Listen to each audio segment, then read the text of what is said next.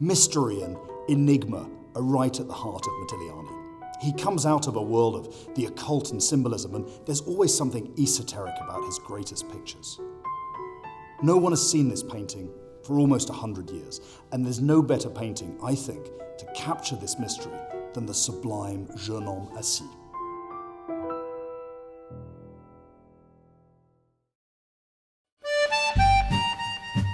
Spring 1918 and Paris is in danger. The Germans have their big guns trained on the city, and artists including Modigliani, Soutine, Fujita and Kisling flee to the relative safety of the south of France. Over the next 12 months he embarks upon a new series, and this time Modigliani reveals himself to be one of the very greatest painters of youth in the history of art, alongside Cézanne, Renoir, Murillo and Soutine. Unlike his previous portraits, where Modigliani had focused on his lovers, muses, dealers and fellow artists, this time he chose to depict anonymous children, workers, peasants, children of his friends in the area. This anonymity is a very deliberate choice on Modigliani's part. That's the real genius here.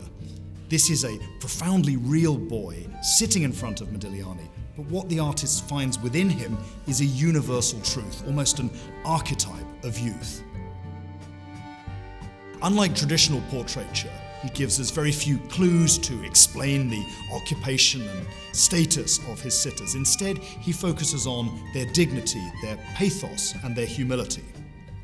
These are expressionist portraits. With one eye, Modigliani said, you're looking at the outside world, while with the other, you're looking within yourself. As much as this is a portrait of the boy, it's also very much a painting about Modigliani himself. There's a self-absorbed quality to Modigliani's children. Their eyes are often painted blank with a single colour. "When I know your soul, I will paint your eyes," Modigliani famously said. There's a heady synthesis of very different sources going on in this picture. In the mask-like face, we see his debt to African sculpture, and in the blocked-out eyes, Egyptian statuary. Yet the dialogue between the flatness and the volume really demonstrates Modigliani's fascination with the contemporary world of Cubism. And remember, he was first and foremost a sculptor, and there's a very deeply sculptural approach to space in this picture.